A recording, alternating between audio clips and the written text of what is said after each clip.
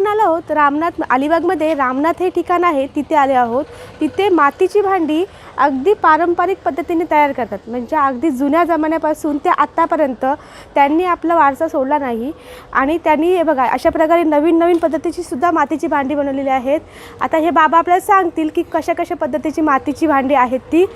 आता हे बाबा आपल्याला सांगा, हे तवी आहे, त्यामध्ये आपण जेवण जे काही मच्छी विच्छी सर्व म्हणजे अगदी सर्व बनवू शकतो. भाजी मच्छी सर्व.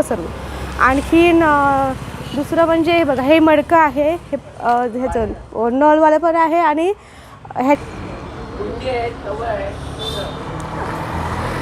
हां, इथे आता हे बघा छान छान अशा कुंड्यासुद्धा आहेत मातीच्या, अगदी नवीन डिझाईनच्या सुद्धा आहेत. आणि ह्याच्या पण आता हे जे आहे ना, हे आहे तवं.